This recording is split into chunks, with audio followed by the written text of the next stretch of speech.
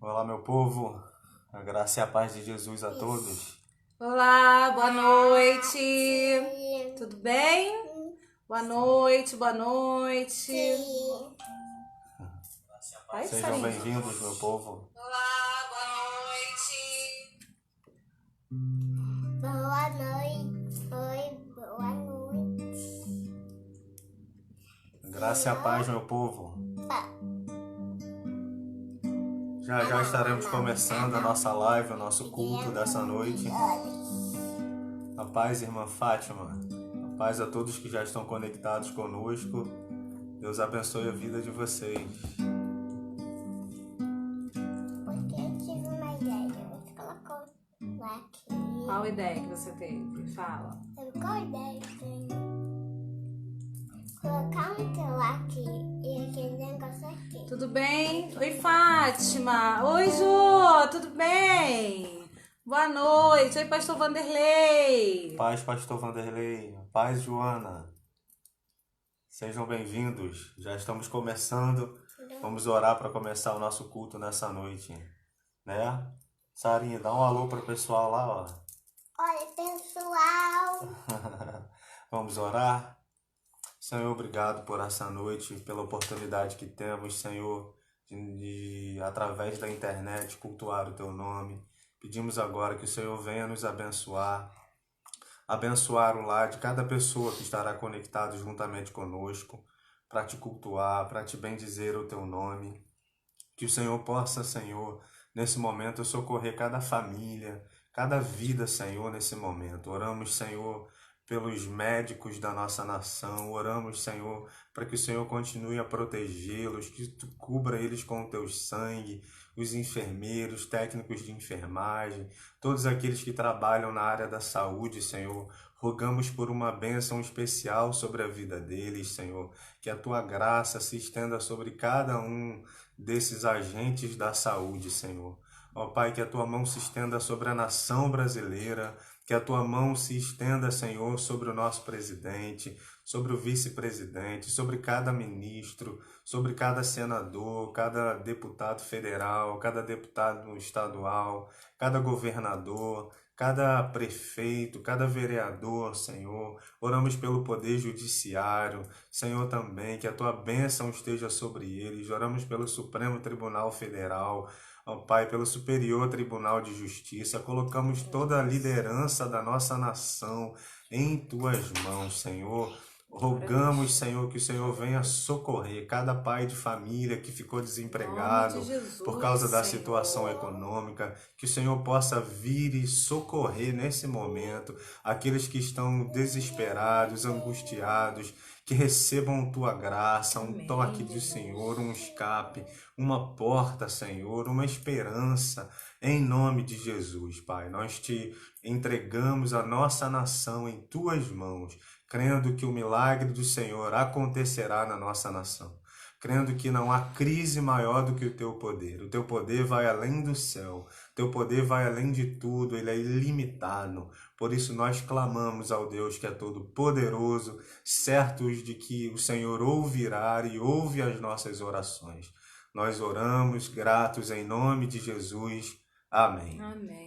Amém, amém. Graças a Deus. Boa noite, vocês que entraram depois que a gente já havia começado, irmão Lau, meu cunhado Henrique. Boa noite, a paz do Senhor Jesus a todos.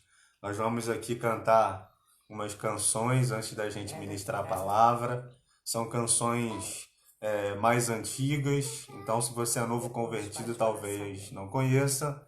E se você já é, como eu, macaco velho de igreja, você já conhece essas canções, mas são canções que marcaram nossa história e nossas igrejas, amém? Vamos cantar, se você conhece essas canções, cante conosco, adore a Deus. Se você não conhece, adore a si mesmo, diga palavras de adoração ao Senhor, porque o que importa para Deus não é o que cantamos, mas é o que o nosso coração demonstra a Ele em adoração. Amém? Vamos declarar que bendito é o Cordeiro. Eita, que emoção.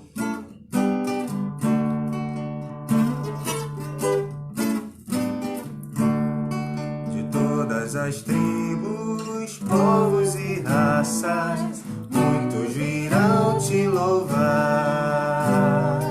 De tantas culturas, línguas e nações, no tempo e no espaço, virão te adorar. Bendito seja sempre o Cordeiro, Filho de Deus, raiz de Davi. Bendito seja o seu santo nome, Cristo Jesus, presente aqui.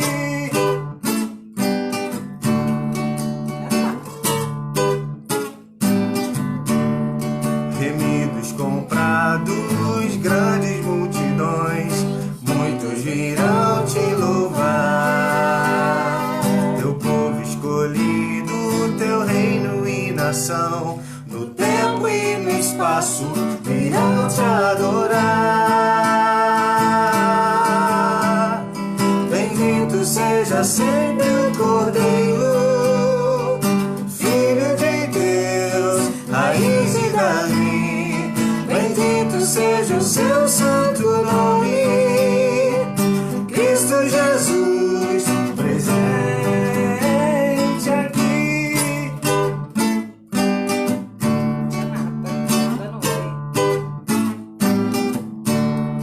E a nós só nos cabe tudo dedicar, oferta suave ao Senhor. Dons e talentos queremos entregar, e a vida no seu altar para o teu louvor. Bendito seja sempre o Cordeiro, Filho de Deus, raiz de Davi. Bendito seja o seu santo nome, Cristo Jesus, presente aqui.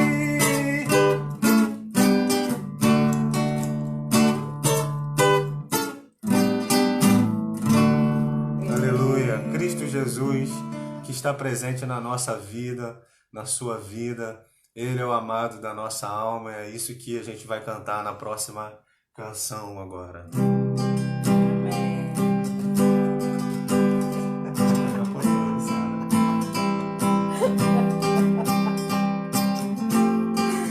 Ai, meu Deus.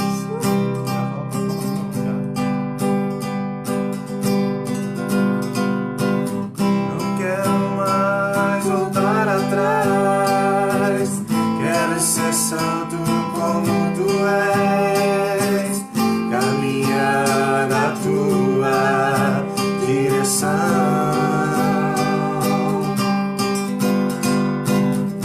seguir os seus passos, ouvir a sua voz, saber o que está em seu coração.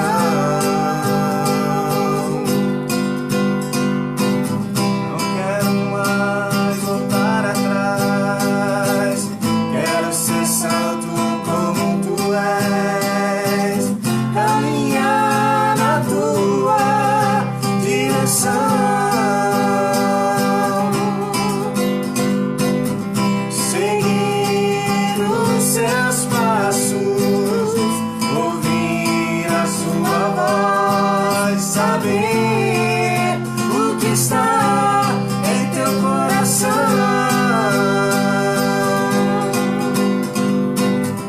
Quero estar onde tu estás, quero ver a tua glória, Senhor. A minha alma anseia por ti. Teu olhar no meu olhar, o teu brilho brilhando em mim, Senhor. A minha alma anseia por ti. Quero estar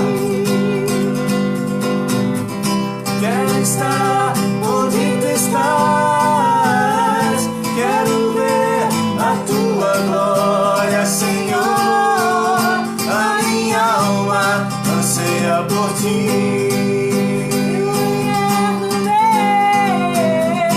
Teu olhar no meu olhar, o teu brilho brilhando em mim, Senhor. A minha alma anseia por ti. Sou do meu amado e ele é meu. Sou do meu amado e ele é meu. A minha alma anseia por ti. Sou do meu amado e ele é meu. Sou do meu amado e ele é meu. A minha alma anseia por ti.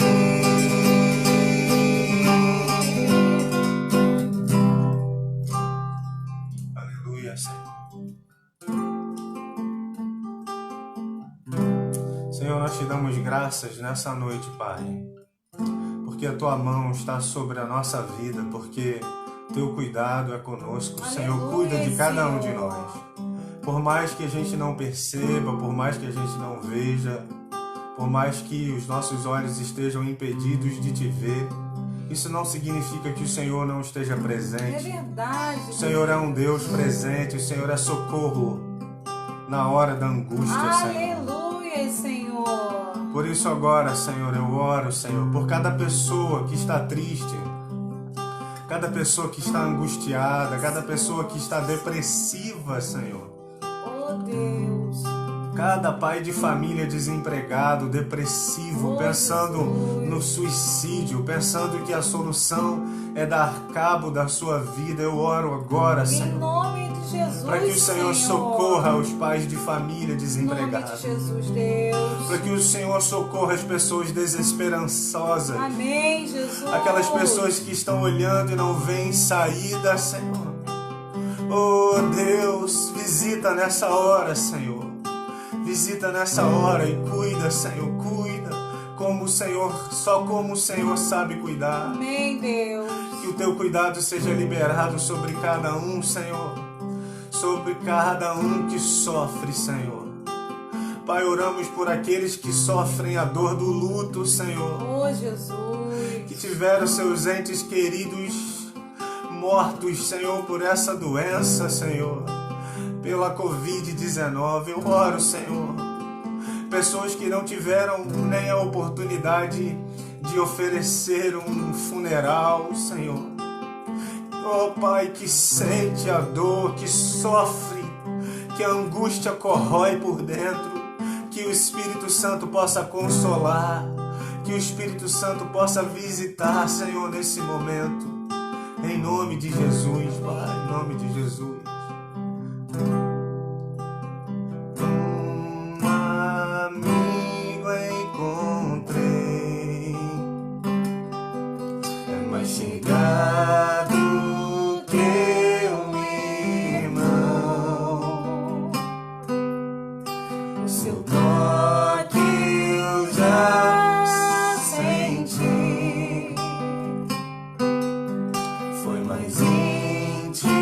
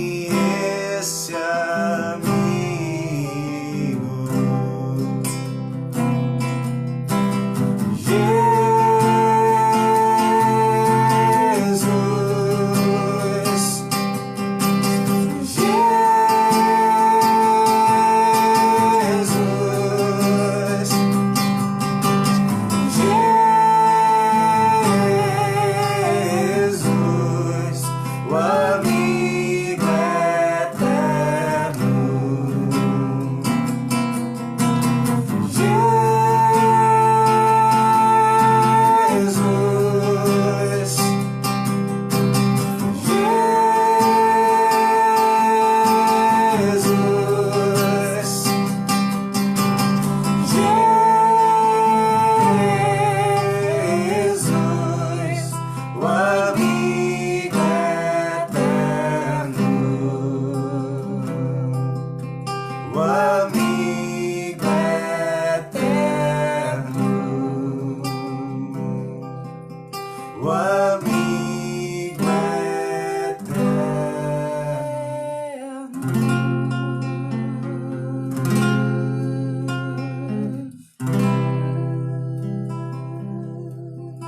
Aleluia, tu és o nosso amigo eterno, Senhor. Amém, Deus. Nele você pode confiar, meu querido, minha querida. Ele é o amigo para toda hora, presente o tempo todo na nossa vida. Não existe ninguém que seja tão presente, tão fiel, amigo tão fiel como Jesus. Por isso você que assiste nessa hora, se você ainda não teve um encontro com Jesus, se você ainda não entregou sua vida a Ele, entrega a sua vida a Jesus, entrega o seu caminho ao Senhor, confia nele e o mais Ele fará. Aleluia, Senhor. Ele é um amigo presente, Ele é um amigo fiel. Aleluia, glória a Deus. Amém, amém. Deus abençoe sua vida, você que chegou depois que a gente já tinha começado, seja bem-vindo. Eu queria partilhar uma palavra de Deus para você nessa hora, aliás, partilhar com você nessa hora, tá bom? Elô e a Sarinha vão se despedindo, mas a gente fica por aqui meditando na palavra de Deus. Então essa palavra, meu querido, minha querida, está no livro de Gênesis, no capítulo 21. Livro de Gênesis, capítulo 21.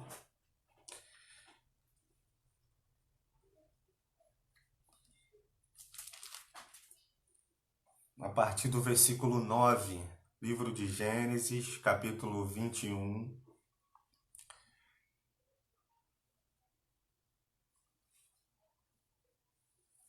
Gênesis 21, a partir do versículo 9, diz assim a palavra do Senhor.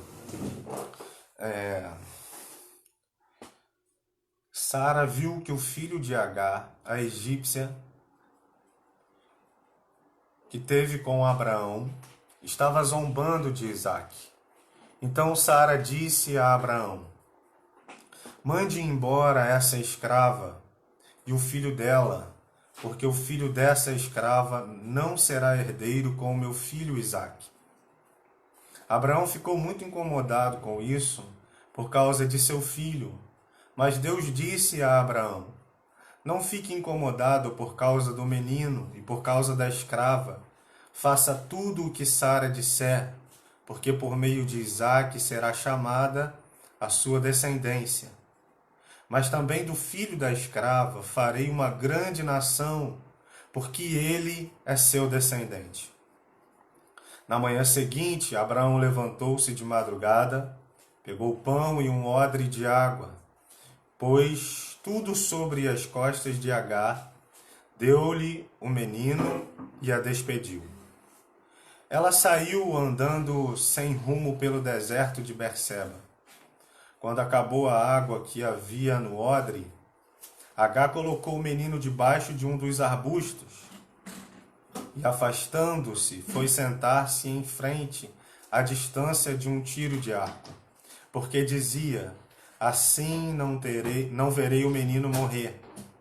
E sentando-se em frente dele, levantou a voz e chorou. Deus, porém, ouviu a voz do menino, e do céu o anjo de Deus chamou Agar e lhe disse: o que é que você tem, Agar? Não tenha medo, porque Deus ouviu a voz do menino, aí onde ele está. Ponha-se em pé, levante o menino e segure-o pela mão, porque eu farei dele um grande povo.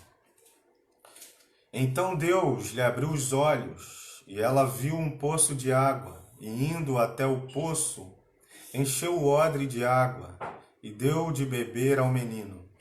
Deus estava com o menino, que cresceu, morou no deserto, e se tornou flecheiro.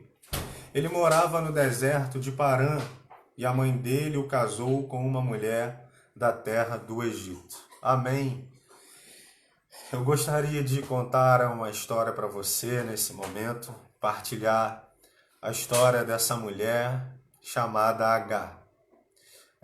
Você deve se lembrar que num tempo não muito distante no Brasil, nós tínhamos a palavra história, ela era escrita de duas maneiras. Tinha a palavra história escrita com H e história. E a palavra história com H e I, ela significa fatos que aconteceram genuinamente. Ela é o registro de fatos verdadeiros que aconteceram. Nós tínhamos também, num passado não muito distante, a palavra história com E.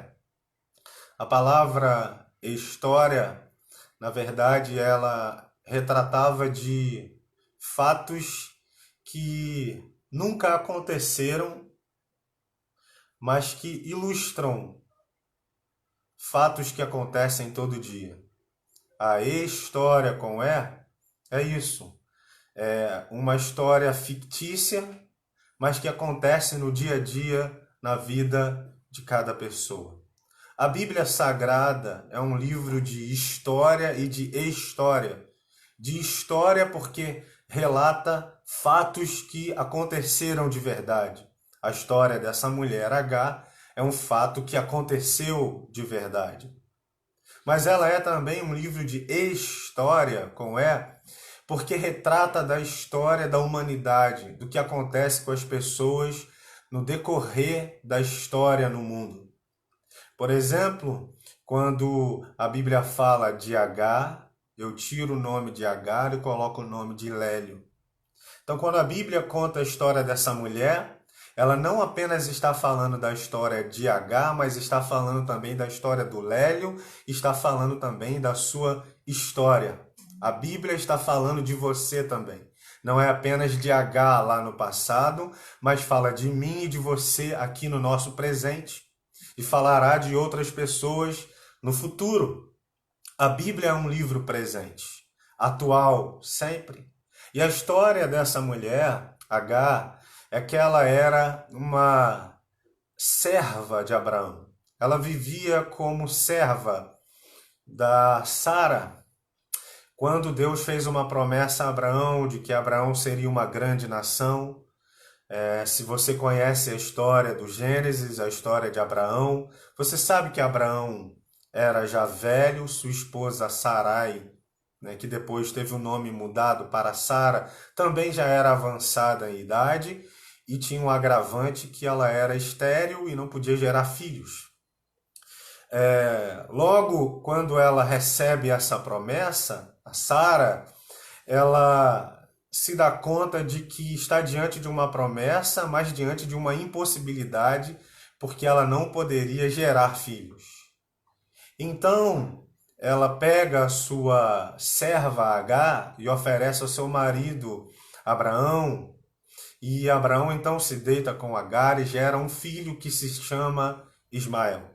Mas a promessa de Deus não era para Abraão e Agar, a promessa de Deus era para a família, a promessa de Deus era para Abraão e Sara. E então Deus cura a esterilidade da Sara, ela então gera um filho. Mas o Ismael, que era o filho de Abraão com a serva Agar, já era um menino maior, crescido. E quando Isaque, o filho da promessa, o filho de Sara, nasce, Ismael começa a caçoar, a zombar do filho da Sara. A Sara não gosta dessa atitude, a Sara vê aquilo e ela então chama Abraão e diz assim: eu não quero mais essa serva e o filho dessa serva aqui juntamente conosco, com o nosso filho, eu não quero eles no ambiente do nosso lar. E Abraão sente aquilo como uma palavra pesada ao seu coração, porque afinal de tudo, afinal das contas, o menino Ismael era filho dele. E isso lhe pesou o coração, mas Deus disse a Abraão: faça como a tua mulher, o disse: e mande embora a serva e o filho, Ismael. E Deus disse que ele tinha uma promessa também para Ismael, que ele também colocaria sua mão sobre Ismael. O versículo 13, Gênesis 21, 13. Mas também, isso é palavra de Deus, Deus falando a Abraão, mas também do filho da escrava farei uma grande nação, porque ele é seu descendente. Então Deus também ele está dizendo, a minha mão também está sobre ele, eu também o abençoarei, a partir dele também eu darei a você, Abraão, uma grande nação. Então Abraão manda embora, acorda de madrugada, no dia seguinte, versículo 14, aqui do capítulo 21, diz isso: na manhã seguinte, Abraão levantou-se de madrugada, pegou um pão, um odre de água, pôs tudo sobre as costas de Agar, deu-lhe um menino e a despediu. E aí Agar, que estava acostumada a viver naquele ambiente familiar, naquele ambiente de proteção, naquele convívio com Abraão, ela tinha segurança, ela tinha proteção, a casa de Abraão era seu porto seguro, até porque ela era mãe do filho de Abraão, então ela se sentia protegida. Agora, o versículo 14, no final, diz o seguinte: ela saiu andando sem rumo pelo deserto de Berseba. Ela sai sem rumo, sem eira nem beira. Ela sai sem um destino. Ela sai desamparada. Ela sai angustiada. E talvez seja essa a sua história. Porque acredito eu, essa é a história de muita gente na nossa nação. De muitas pessoas que chegaram um dia para trabalhar e por causa da crise econômica tiveram que passar no RH da empresa e serem demitidos. Passaram por essa situação de demissão e saem da empresa desnorteado, tem que voltar para casa e não sabe o que falar para a mulher e para os filhos. Ele volta desnorteado. Essa é a história de muita gente na nação brasileira. Essa é a história de muita gente que, nos dias de hoje, de pandemia, estão sem rumo, sem saber para onde ir, sem saber para onde vai, sem enxergar um futuro, sem esperança, sem norte. Gente sem norte. E a Bíblia diz que essa mulher sai sem rumo, que ela sai sem eira nem beira, que ela sai sem paradeiro e que ela vai parar no deserto de Berseba. E ela chega ali, ela só tem seu filho, ela tem um bocado de pão e um bocado de água. Ela tem um suprimento para alguns dias. E decorrido alguns dias, o pão acabou, a água acabou. E o versículo 15 diz: quando a água acabou, que havia no odre, Agar colocou o menino debaixo de um dos arbustos e, afastando-se, foi sentar-se em frente à distância de um tiro de arco. Ela se distanciou do menino, colocou a criança longe dela, aproximadamente 100 metros de distância, e ficou de longe, olhando o menino de longe, porque ela imaginou: agora só nos resta a morte. Nós chegamos no fim da linha, nós chegamos no final do túnel e não existe luz no fim desse túnel. Nós chegamos, nós atravessamos o túnel, mas não há luz, não há sequer uma faísca de chama, não há nada que possa iluminar. Nós estamos perdidos. Era assim que essa mulher se via, perdida, sem rumo, irmãos. E é assim que a nossa nação está no dia de hoje. Você pensa que os líderes sabem para onde conduzir a nação? Não, não sabem. Eles não sabem, não é culpa deles, porque os líderes no mundo também não sabem como conduzir suas nações. A culpa não é do nosso presidente, dos governadores. Não, ninguém está preparado para um momento de crise como esse. Ninguém esperava algo de tal forma que veio acontecer no mundo. Ninguém estava preparado para isso. Pegou todos de surpresa, porque a crise chega no momento em que a gente não espera. As crises sempre chegarão no momento em que a gente jamais imagina passar por ela, mas é nesse momento que a crise se apresenta a nós. E a crise se apresenta para essa mulher. Ela está sem rumo, está no deserto. Para piorar, a água acabou, o alimento acabou. E ela coloca o menino longe e espera a morte. Ela diz assim: agora nós vamos morrer. Agora só nos resta morrer. Agora a gente vai morrer de fome, a gente vai morrer de sede. Não há água, não há pão, não há alimento. E aí o texto continua dizendo, versículo 16, no final do versículo 16, e sentando-se em frente dele, levantou a voz e chorou.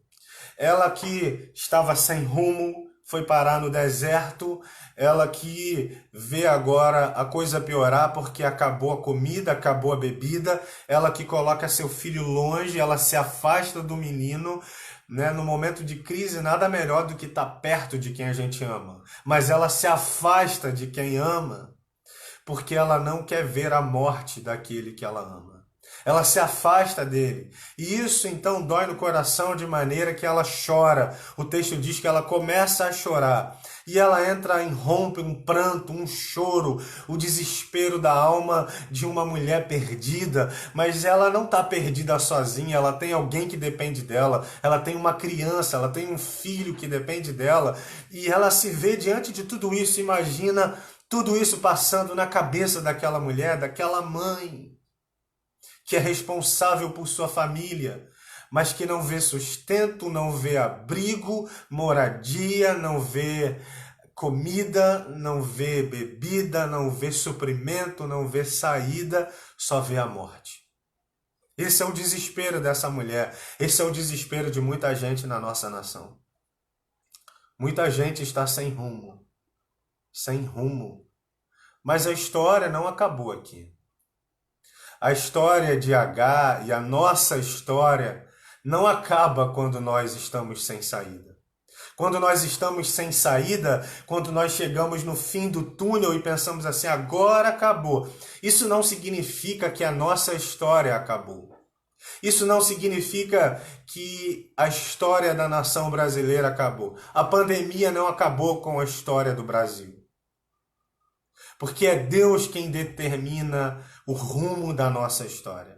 É Deus quem vai dar rumo. Ela estava sem rumo, então Deus entra na história.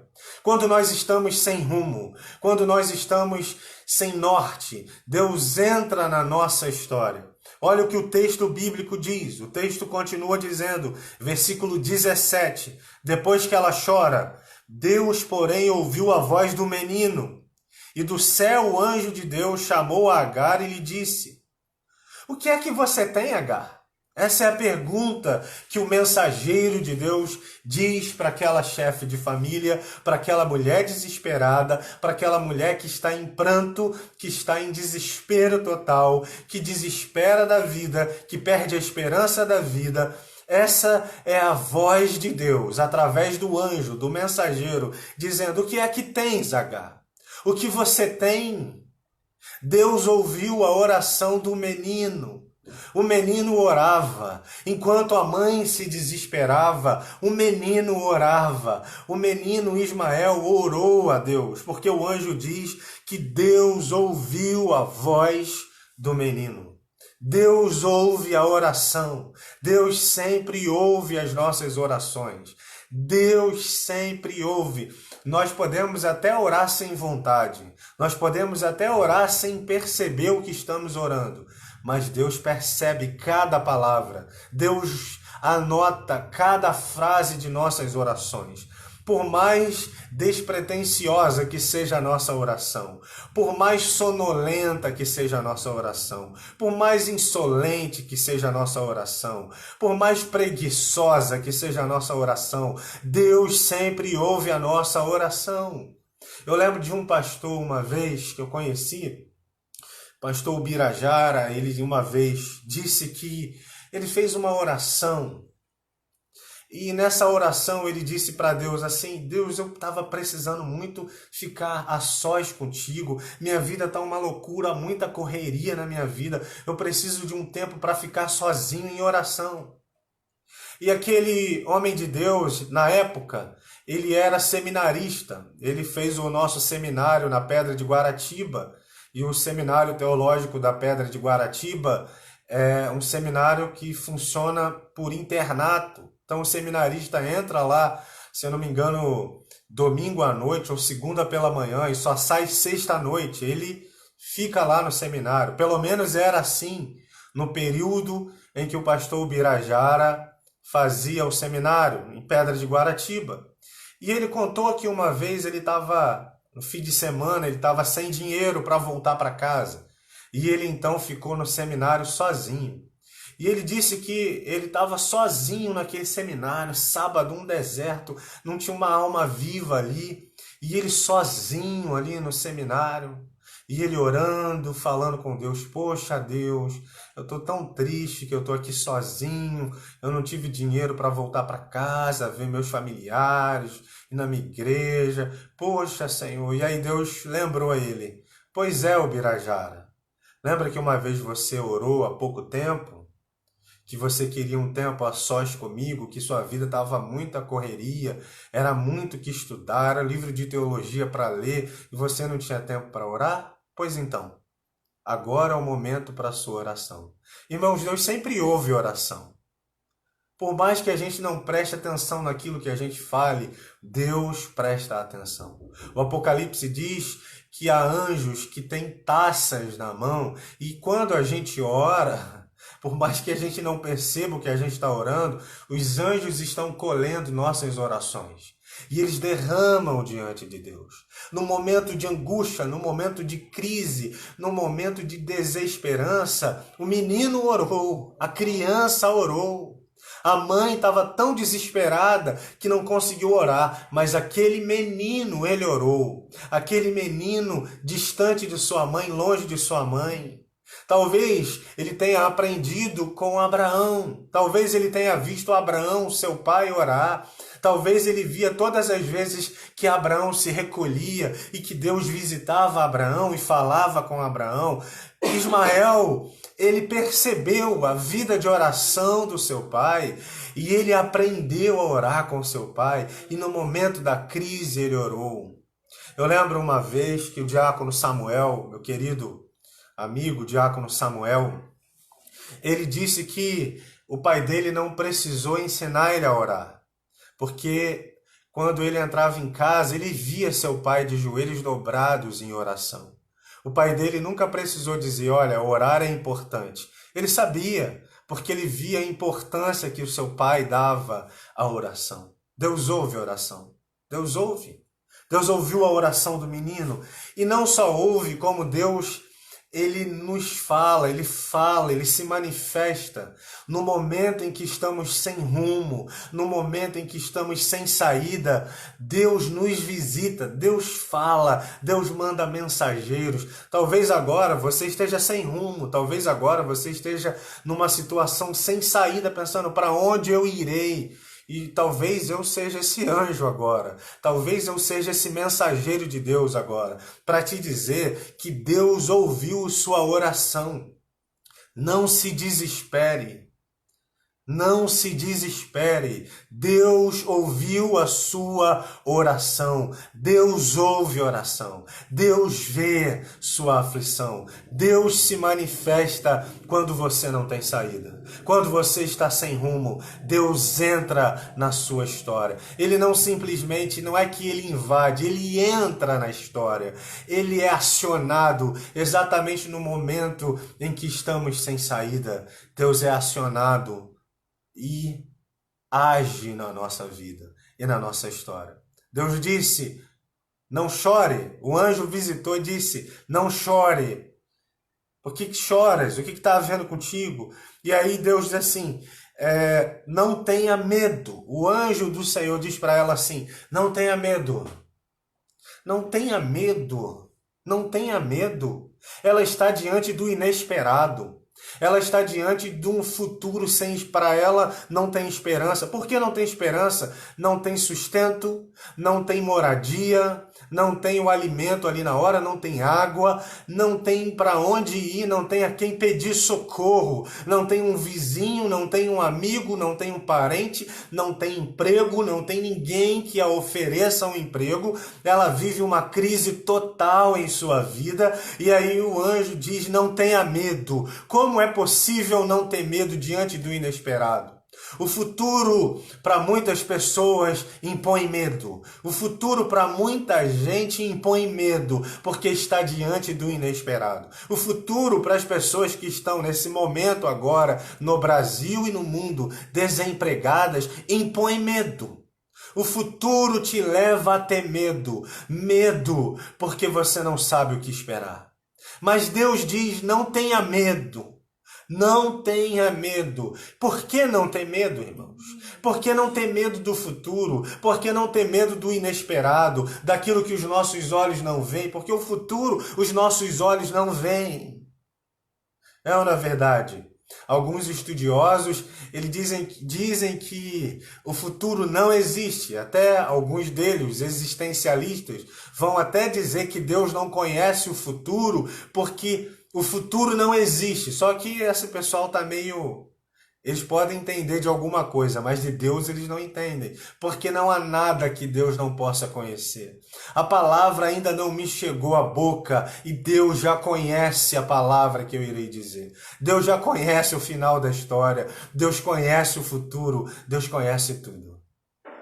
Porque Ele é onisciente e Ele é presciente. Ele sabe tudo e sabe tudo antes de que tudo aconteça. Esse é o nosso Deus, que prevê o futuro, que se antecipa a nós. Deus se antecipa a nós para nos dar esperança. A Bíblia diz que o anjo disse: não tenha medo. Não tenha medo. Como não ter medo diante do inesperado? É ou não é verdade? Como não ter medo? O medo limita a nossa visão. O medo nos impede de enxergar a esperança para o futuro. O medo nos limita. Preste atenção no texto. O texto diz que o anjo disse a ela: não tenha medo. Sabe por quê? Mais para frente, versículo 19 diz assim: então Deus lhe abriu os olhos e ela viu um poço de água. Irmãos, a Bíblia não diz que Deus criou um poço na hora. Não está escrito isso no texto. Leia o versículo 19. Gênesis 21, versículo 19. Então Deus lhe abriu os olhos e ela viu um poço de água. Ou seja, tinha um poço ali. Ela estava chorando, desesperada, mas à sua frente, na frente dela, havia a solução. Na frente dela estava a bênção de Deus. Na frente dela estava a provisão de Deus. Mas o medo de olhar para frente, o medo de olhar para o futuro, o medo de olhar além do que ela vivia naquele momento, limitou a visão e impediu que os olhos dela vissem a provisão de Deus que estava logo à sua frente. O medo limita a nossa visão. Quando Moisés estava próximo com o povo da terra prometida, da terra de Canaã, Moisés chamou 12 espias e disse assim: vai até a terra e veja como é a terra e traga relatório para nós vermos se bate com aquilo que Deus prometeu, porque Deus havia dito que a terra era boa, era uma terra fértil, era uma terra que manava leite e mel. E aqueles 12 espias então entram na terra prometida e eles veem que a terra é do jeito que Deus falou.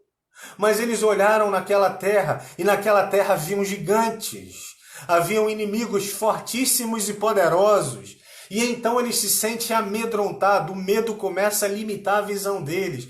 E eles voltam diante de Moisés, e 10 espias voltaram amedrontados e disseram assim: não tem como a gente tomar posse da bênção e da promessa de Deus. Não tem como tomar posse da promessa, porque lá na terra da promessa tem gigantes e nós nos vimos aos nossos próprios olhos como gafanhotos diante deles. O texto não diz ali em Números se eu não me engano, acho que é Números 14, não diz, 13, 14, não diz que que os gigantes viam eles como gafanhoto. Não, o texto diz que eles se viam como gafanhotos diante dos gigantes. Ou seja, o medo fez eles se apequenarem, fez eles diminuírem, fez eles se limitarem, fez eles se acharem impossibilitados de entrar na terra prometida e de tomar posse da promessa que Deus tinha para a vida deles. E aí, aqueles 10 espias, eles começam a espalhar essa notícia.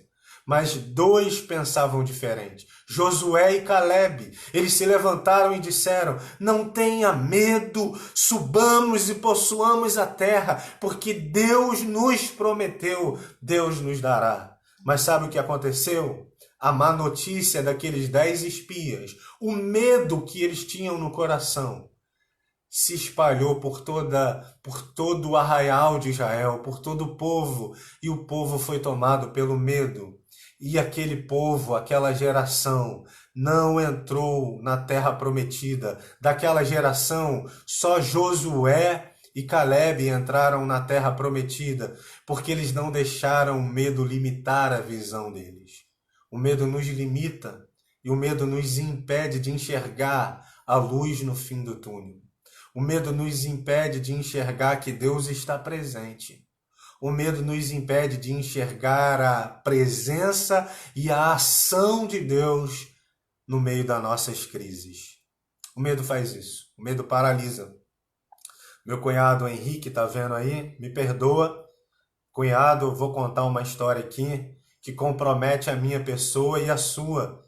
Mais uma vez nós estávamos num parque aquático com a família, e eu e meu concunhado, Henrique, estávamos na fila de um toboágua daquele parque aquático, acho que foi no Rio Water Planet, e aí a fila estava tão grande que a gente estava lá embaixo na fila. E a fila começou a andar, a gente foi subindo, e eu e ele, como a gente é bem, né, Henrique? Como a gente é bem embaixo, a gente combinou que não iria no toboágua mais alto por causa do medo da altura. Então a gente tinha combinado que não ia lá. E a gente foi andando, a fila nunca acabava. Quando a gente foi ver, nós estávamos na fila errada. Nós estávamos na fila do toboágua mais alto. E já estava perto de chegar a nossa hora, e a gente estava batendo papo, rindo, brincando, contando piada, quando de repente o Henrique se deu conta e falou: Lélio, você se deu conta que nós estamos na fila do toboágua mais alto? E agora, como é que a gente vai fazer? E quando nós olhamos, quem estava na nossa frente era um molequinho pequenininho, devia ter 9, 10 anos assim. E o Henrique falou assim: cara, vai pegar muito mal se a gente sair da fila, né? Vamos nesse negócio, vai pegar mal, vamos agora, a gente vai. Falei: então tudo bem, você vai primeiro, quando tu chegar lá embaixo eu vou. E aí eu fui num medo terrível dentro daquele toboágua. Cheguei a fechar os olhos, não respirava, estava travado, mas quando na metade do toboágua eu relaxei, falei: caramba, que tem embaixo de mim é uma piscina, eu vou cair dentro da piscina, tá tudo certo. Eu estou em segurança, eu estou seguro. A piscina não era funda, eu não ia morrer afogado, porque eu também não sei nadar. Mas eu não ia morrer afogado, então estava tudo certo. Estava ruim, o negócio estava feio para mim. Medo de altura, medo do toboágua, não sabia nadar. Mas na metade aquela sensação de tranquilidade veio. Eu desci, quando cheguei lá embaixo, o Henrique estava me esperando. O que aconteceu? Voltamos para a fila. Mas imagina o mico que eu e o Henrique íamos pagar se a gente sai da fila, se a gente deixasse que o medo nos impedisse de desfrutar daquele brinquedo. Eu desfrutei porque eu não permiti que o medo me impedisse de desfrutar daquele brinquedo. O medo nos limita, o medo nos impede, o medo do inesperado. A gente não sabe o futuro, é verdade, o futuro a Deus pertence. Mas eu tenho uma boa nova, uma boa notícia para te dar. Você pode não saber do futuro, eu também não, mas Deus sabe.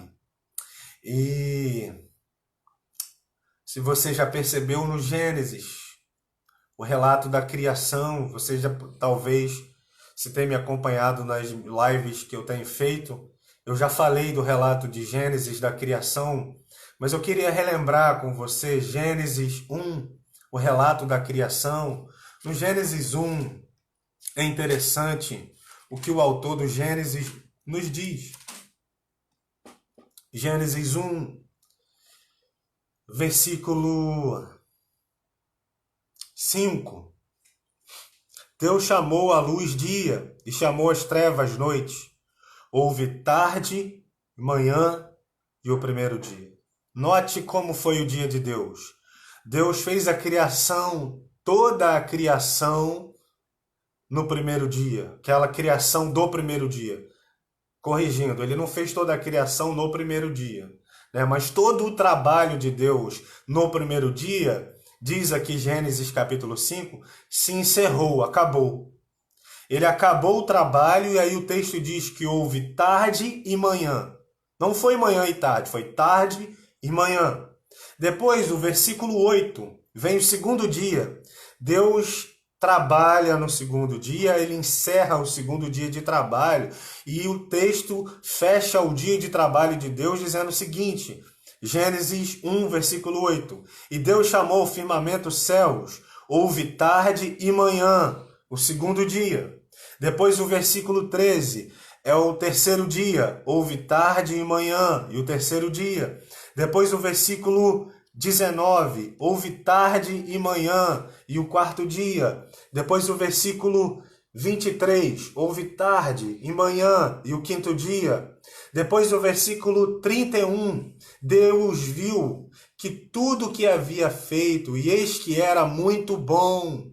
É o último dia da criação, é o sexto dia. E aí o texto termina dizendo, houve tarde e manhã, e o sexto dia. Eu não sei se ficou claro para você, mas como é o dia de Deus?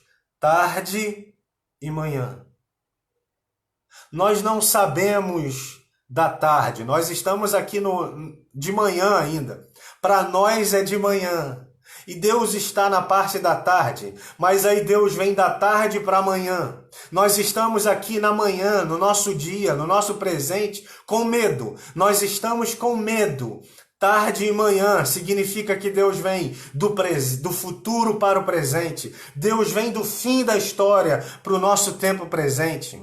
Nós estamos aqui pensando, será que a crise vai passar? Será que a porta vai abrir? Será que eu vou conseguir passar? Eu estou com medo do futuro. O que me aguarda? O que me espera? Você talvez esteja depressivo, mas Deus vem do futuro para dizer que Ele está trabalhando por aqueles que nele esperam. Glória a Deus.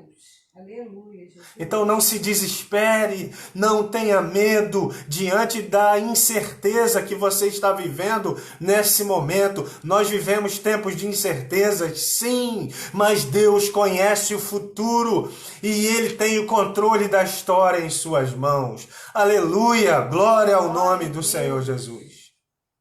A Bíblia diz que o anjo disse para aquela mulher, Agar, não tenha medo, não tenha medo, porque Deus tem algo à sua frente, Deus tem um futuro para você, e Deus então, diz o texto, que Deus abre os olhos dessa mulher, versículo 19, então Deus lhe abriu os olhos e ela viu o poço de água, havia um poço de água à sua frente, ela estava achando que ia morrer de sede, que ia morrer de fome, mas Deus então abre os olhos para que ela veja que Deus está ali, que Deus lhe prover futuro, que se ela está incerta quanto ao seu futuro, se você está incerto quanto ao seu futuro, eu quero te dizer nessa noite, Deus vai prover o seu futuro. Ao amanhã pertence a Deus. Nós temos o hoje, então viva o hoje viva com a certeza de que o amanhã Deus proverá, em nome de Jesus. Amém. Creia nisso, creia que essa palavra faça brotar esperança em seu coração.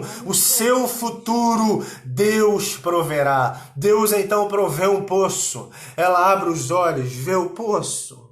E indo até o poço, encheu o odre de água e deu de beber ao menino, diz o versículo 29. Ela então pode suprir sua necessidade.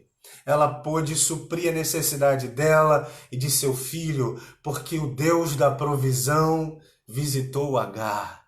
Glória a Deus. E eu quero te dizer que o Deus da provisão vai visitar você, sua casa, sua família, sua história. Você crê? Amém. Você crê? Amém.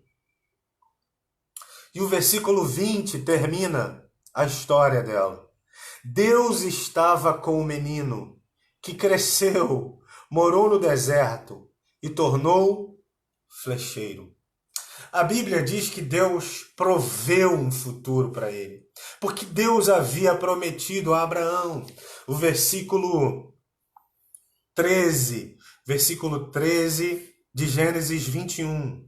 Mas também do filho da escrava farei uma grande nação, porque ele é seu descendente. Deus prometeu a Abraão que através de Ismael lhe daria muitos descendentes. Aquele menino não morreria no deserto. Sua mãe não morreria no deserto. Deus estava conduzindo a história. Deus estava junto com eles, caminhando, porque Deus é sempre presente. Deus é um Deus sempre presente.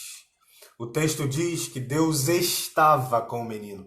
Deus não apenas se manifestou na hora da crise, Deus estava com o menino. E esse menino, porque a presença de Deus estava com ele, pôde crescer, ser criado no deserto. Imagina que esse menino morou no deserto.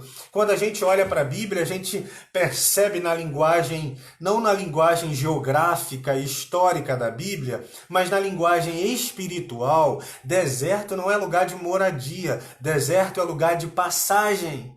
Mas o texto é profético, ele diz que esse menino morou no deserto, foi criado ali, cresceu, desempenhou uma função, foi flecheiro, teve sua profissão, tirou o seu sustento, o seu trabalho, formou família e criou muitos filhos, uma grande descendência para o seu pai Abraão. A promessa de Deus se cumpriu na vida desse menino, o propósito de Deus se cumpriu na vida dele. Deus nunca o abandonou, Deus estava presente. Quando estamos sem rumo, a primeira coisa que a gente pensa é onde Deus está. Quando estamos sem eira nem beira, quando estamos na crise, nós perguntamos onde Deus está. Ele está presente. Deus está presente. O texto diz, Deus estava com o menino. Termino contando uma história, mas antes da história, uma pausa para a água.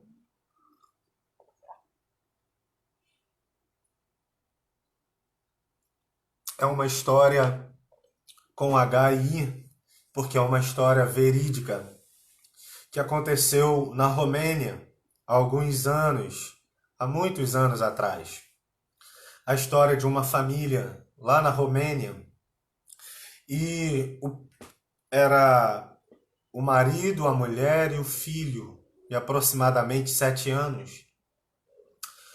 E o pai da família, o chefe de família, ele sempre levava o filho para a escola. O menino estudava de manhã, então ele levava o filho para a escola e ia para o seu trabalho. Depois a mãe buscava o menino. Um dia, o pai disse para o menino: filho, haja o que houver, o papai sempre vai estar com você. O papai nunca vai te abandonar. O papai sempre vai estar com você. Haja o que houver no mundo, o papai sempre vai estar com você. Papai nunca vai te abandonar, filho. Você pode fazer o que você quiser. Você pode achar que decepcionou o papai. Você pode achar que magoou o papai. Você pode fazer coisa errada e achar que o papai está zangado com você por você fazer coisas erradas, mas o papai nunca vai te abandonar. E num dia o pai levou o menino para a escola. E ele então deixa o menino na escola e vai para o escritório da empresa que ele trabalhava. Ele está trabalhando e naquele dia houve um terremoto. E o terremoto abalou a cidade toda. E aquele homem saiu correndo do seu trabalho desesperado para casa. Ele pensou primeiro na sua casa, ele foi correndo para casa e chegou na sua casa. A parte, o bairro em que ele morava não fora afetado, estava tudo bem em casa, ele viu que a esposa estava bem, então ele correu para a escola, que ficava num outro bairro próximo onde ele trabalhava, que tinha sido abalado pelo terremoto. Ele então chega diante daquela escola, e qual é a surpresa daquele pai? A escola havia sido destruída pelo terremoto. Só havia entulhos. Só havia pedras no chão. E aquele pai fica desesperado. E ele começa a se chorar e a ficar desesperado. Porque o seu filho de 7 anos estava ali. Talvez morto. Ou poderia estar vivo. Ele não sabia. O desespero tomou conta daquele pai. E ele começa a remover aquelas pedras. Aqueles entulhos. E ele mexe para lá. E as pessoas chegam perto dele e dizem: Senhor, sai daí. Os bombeiros vão fazer o devido trabalho, a defesa civil está trabalhando, e aquele pai desesperado não ouvia o que as pessoas diziam.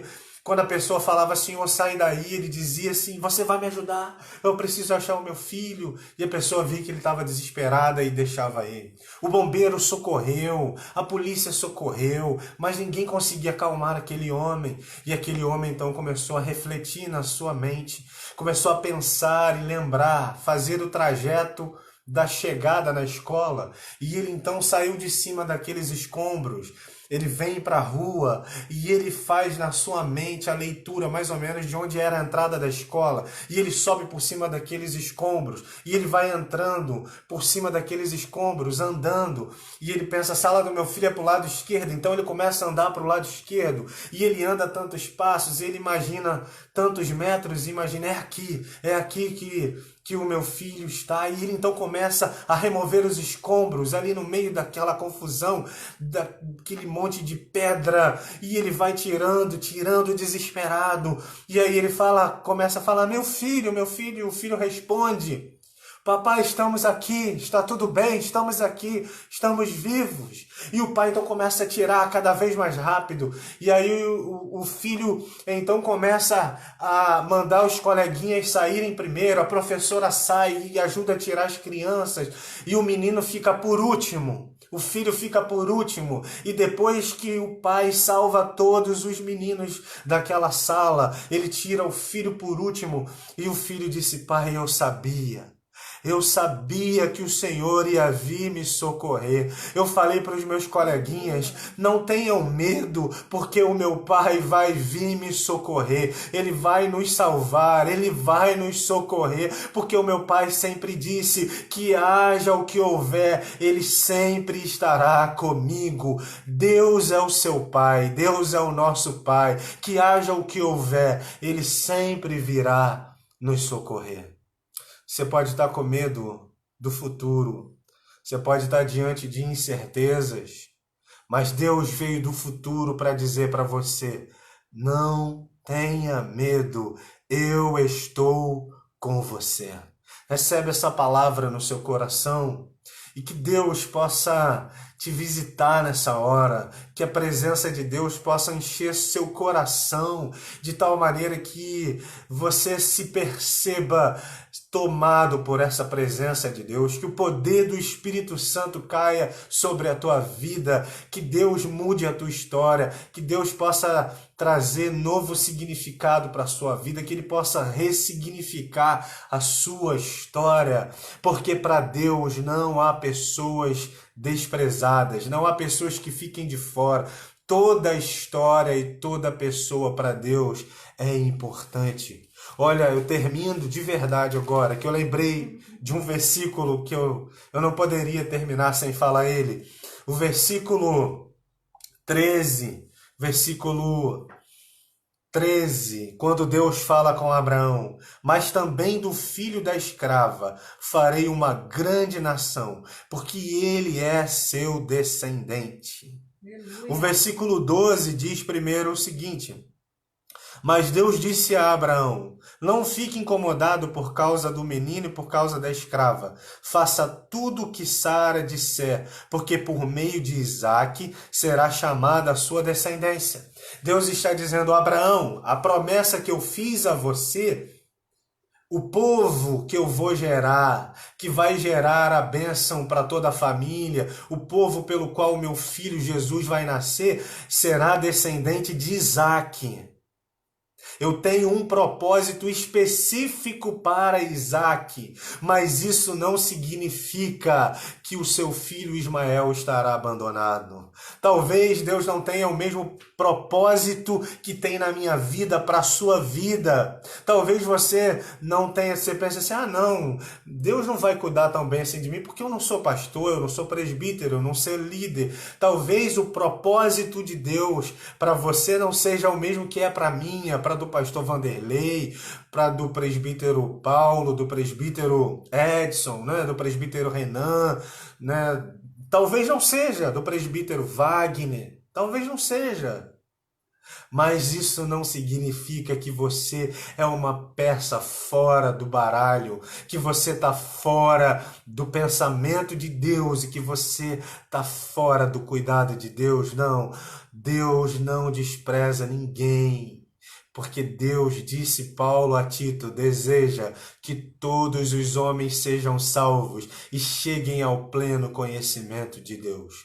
Sua história não está perdida, sua história é importante para Deus. Deus tem um futuro e uma esperança para você. Não tenha medo, não se desespere, não se deprima e não se reprima também, como disse, foi quem que disse? Dominó? Eu não sei, acho que foi Dominó. Me ajuda aí, Dominó, os menudos. A galera aí da minha idade, os menudos. Não se reprima e não se deprima, porque Deus é com você. Celebre o hoje, celebre a vida, viva o hoje, porque do amanhã Deus está cuidando por você. Beijo no seu coração, que Deus abençoe sua vida. Amém? Eu queria orar com você, orar por você, orar mais uma vez pelas pessoas que estão desempregadas. Alguns amigos meus estão desempregados. Isso dói no coração da gente. Isso machuca o coração da gente, né? A gente se coloca num lugar do outro, é triste mesmo. Mas a gente sabe que Deus pode abrir portas. E que a crise não para a mão de Deus. A crise não tem potencial para impedir Deus de agir. Amém? Vamos orar. Senhor, muito obrigado por essa noite. Obrigado pelos meus irmãos que estão aqui conectados, assistindo esse culto nessa hora. Que a Tua palavra possa falar ao coração deles. Que o Senhor possa ministrar ao coração. Que onde a minha incapacidade intelectual, a minha incapacidade de comunicação, a minha incapacidade de pregação, de homilética, não foi capaz de alcançar, que o Espírito Santo possa me traduzir, que o Espírito Santo possa liberar a Tua palavra sobre cada pessoa nessa noite. Em nome de Jesus, que Tu abençoes o Teu povo com a Tua provisão. Aquelas pessoas que estão no deserto agora, como H, pensando, eu não tenho saída. Que elas possam ouvir a Tua voz. Que o Senhor tenha misericórdia de mim e me faça um mensageiro para que elas ouçam a Tua voz através de mim. Por favor, Senhor, que elas ouçam essa palavra agora e que a esperança brote no coração. A certeza do Teu cuidado, a certeza de que o Senhor está presente, a certeza de que o Senhor está cuidando, que o Senhor possa fazer isso. Oramos por aquelas pessoas que estão desempregadas, eu oro pelos meus amigos, Senhor, que o Senhor abra portas para eles. Não há crise que impeça a Tua mão de agir. Por isso, nessa hora, Senhor, age em favor dos meus amigos, age em favor de cada trabalhador brasileiro, de cada chefe de família, de cada mulher que está desempregada, de cada homem desempregado. Age, Senhor. Essa é a nossa oração. Em nome de Jesus. Amém. Deus abençoe, eu espero que Deus tenha falado com você. Eu queria pregar outra coisa hoje, eu até conversei hoje com a minha amiga Joana, e está assistindo aí. Não foi, Joana? Não me deixa mentir, não. Eu conversei que ia pregar sobre outra coisa hoje, eu iria pregar sobre Efésios, mas quando eu cheguei em casa, eu fui orar e, né, quando a gente ora, Deus ouve. E aí alguma coisa dentro do meu coração mudou, foi sendo mudada dentro de mim. Eu espero que essa palavra tenha sido também um pouco de palavra de Deus, que Deus tenha misturado a palavra dele junto com a minha e que você seja abençoado. Amém? Deus abençoe. A gente vai ficando por aqui. Que sua vida seja repleta agora de uma presença especial de Deus. Deus abençoe seu lar, sua casa, sua família, sua despensa. Deus abençoe e multiplique seu dinheiro, seu salário. Que Deus te abençoe. Amém. Obrigado a todos vocês que participaram conosco dessa live. Gente, eu não vou citar nomes porque acaba que eu esqueço de alguém, mas todos os irmãos, os amigos, tá bom? Que estiveram conosco até agora, me aturaram falando. Hoje eu falei demais, falei pelos cotovelos, mas que Deus abençoe sua vida, tá bom? Sinta-se abraçado, você que está comentando aí, sinta-se abraçado, sinta-se beijado, um ósculo santo para você. Amanhã, às 20 horas, amanhã, na fanpage da ISC de Vila Norma, com o nosso pastor Vanderlei, palavra de Deus para o seu coração, não perca. Que Deus abençoe sua vida, Deus abençoe você. Na sexta-feira também a gente continua às 20 horas, presbítero Paulo Henrique, na fanpage ISC de Vila Norma. Sábado às 20 horas, eu acho que tem a volta aí do presbítero Wagner, que já está 100% com a glória de Deus, com a bênção de Deus, já se recuperou. Então eu acho que no sábado é o presbítero Wagner às 20 horas. E no domingo, 10h30 da manhã, na fanpage da ISC Viva Esperança, esse que vos fala trará novamente mais uma mensagem.